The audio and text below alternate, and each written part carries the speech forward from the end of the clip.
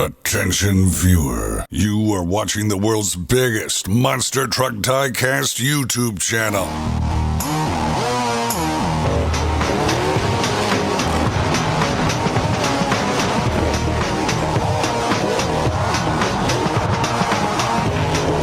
This is Monster Jam OCT.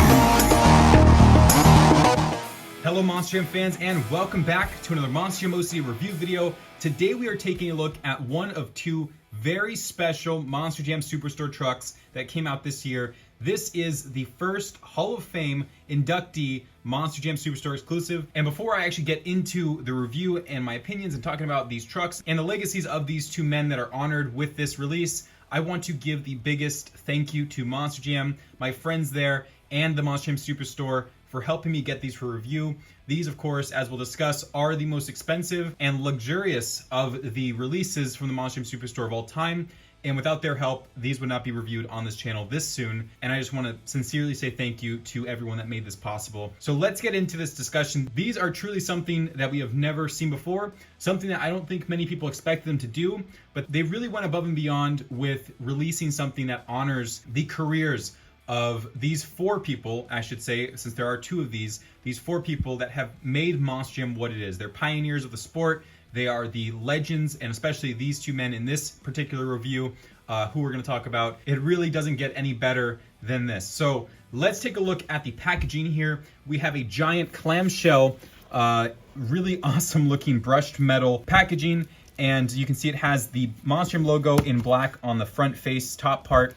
It says Adult Collector 14 Plus. These are adult collector pieces, just like the Monster Jam Toy Fair exclusives are. These are meant for adult collectors, not for general use. There's nothing different about their production. However, because they are so special, they are being limited and released as Adult Collector 14 Plus. So there's the top of the clamshell package. The back side of this one has Monster Jam Hall of Fame, Class of 2020, Dennis Anderson and Scott Douglas, production limited to 1,000 pieces. So this is the second time we are seeing a release of 1,000 units to the public. The first time was the Monster Jam World Finals 10 truck. Obviously, we know how rare and expensive that has become. And banking off that truck's own, in itself, it has a legacy, I should say. It's legacy. They decided to go with 1,000 units for the production number for these releases. This also is similar to the not publicly released Toy Fair trucks, and their own reputation for having a huge price tag played a role in how this whole thing was shaped and made. So 1,000 of each. These will, one day, when they all sell out, they will be one of the most expensive on the market, because when you have something this low in production, inevitably it becomes a rare commodity. And that's really cool to see them actually do that. You don't see it often besides the non-public trucks. But this is for both the 2020 and 2021 Hall of Fame trucks. They are both 1,000 units. So there's the extent of the packaging on the back and the top. There's also this on the bottom. Everything's still in black. It looks really clean. I love how they did this packaging, especially for the price point, which as we open this, I'm going to talk about the price point. The price point for these are $250. Now, like I said, this is the most expensive Monster Jam Superstore truck ever released. And publicly released, it is the most expensive truck in general. If we want to talk about Toy Fair trucks from Spin Master, those are actually not publicly released, like I've been saying.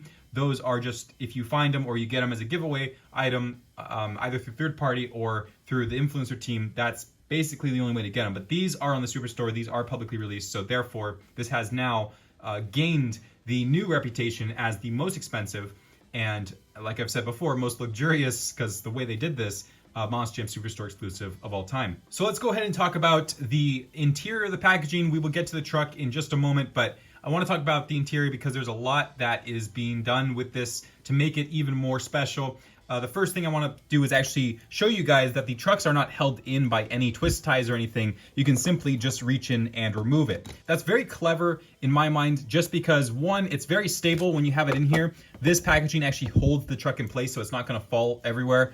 But if you take it out, you can actually flip it around because it's a dual side paint scheme and show whatever side you want for display purposes. But it also allows you to actually take the truck out, inspect it, look at it, do whatever you want, and then put it back exactly how you had it in the first place. So there's no restrictions to how you can have this displayed, but it also never looks like it was ever opened. I mean, it goes back exactly how it was, and therefore you don't ever really ruin any aspect of the packaging, which is really cool.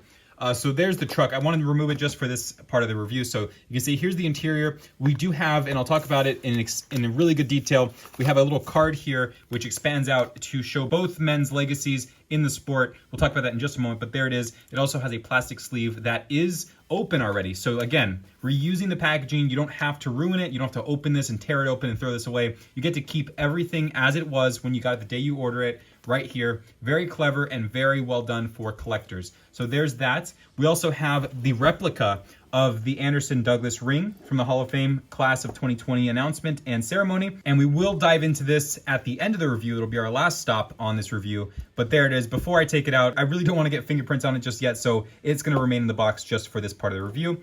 We also have on this really nice fabric or felt laid triangle piece insert, we have a silk screened Monster Jam logo in gray just to add a little more depth to the interior of the packaging. So there is the interior of the packaging with this nice clamshell style. Very well done. And we'll talk about the ring, like I said, at the end of the review. But now we're going to talk about the truck. So here is the truck. This is what you're buying it for. As a collector, you're probably not buying it for the ring or the packaging. You're buying it for the truck itself. This is just an extra bit to how next level they took it with this. So here is the truck. This is the right side honoring Scott Douglas. And I really don't think he needs any introduction, but if you're a new Monster Jam fan, you haven't been watching older Monster Jam years, Scott Douglas was the voice of Monster Jam for all of my life as a fan, which is 16 years. And even before I was a fan, and even before I was born, he was announcing, and he is truly the original announcer of Monster Jam, the voice, as you always hear him called, of Monster Jam, and that still stands true to this day. I had the pleasure of meeting him personally in Florida when I was training at the Monster Jam Summit this year, and it was just so cool to actually be there with someone who had such an impact on my childhood and really made me the fan I am today. Because of his voice and because of the things he did, he personally, in my career as a fan, has made a difference. So to have him honored on a truck is really awesome, but to have him in the Hall of Fame is even better. So there is the Scott Douglas side. You can see it has two pictures of him from the old days of the Speed Channel. You can see on his mic flag it is the Speed Channel logo. That's an older sponsor of the sport, but that's really where I used to watch episodes all of my childhood, before school, after school. That's where it was. So Speed, the mic flag with Speed, that's really nostalgic to me. And then we have another one of him right there. It also has the background. I think that's Camping World Stadium in the background in blue with a blue tint over it. Considering the fact that they were both inducted at the Orlando show, I think that's the Camping World Stadium background, but I could be wrong. There's a Monster Jam logo. We have the Hall of Fame logo as well with the 2020 underneath it. And moving to the front, they did do the headlights and grille printing. Thankfully, a lot of the recent Superstore SUV exclusives have not had that, so I'm glad they took the feedback and finally put them on there, especially for something like this. So you can see we have the headlights and grille printed. On the roof here, we have the Hall of Fame logo again with some gold and black and gray stripes going up onto the roof and down the tailgate. You can see right there, the stripes on the back. We also have the two signatures of each of the men. We have Scott Douglas on his side right there with his name in the gold plate. And as we move to the left side with the icon, Dennis Anderson, we have his signature and his name as well. And now we have the other side with another man who needs absolutely no introduction, but I will say it nonetheless, the creator of Gravedigger, and really one of the biggest impacts of the sport. Monster Jam would not exist without Dennis and his own personal legacy and career with Monster Jam. There he is right there in his fire suit, Gravedigger, with a picture of the truck itself on the side with the Monster Jam logo and Hall of Fame logo again. And like I said, I believe that is Camping World Stadium in the background, but I could be wrong. So there's the design of the truck. It's simple. I will say it's very simple. However, I think sometimes simple is better. Less is more, and we hear that all the time. And for something like this, you don't want to take it over the top when you already have so much taken over the top around it.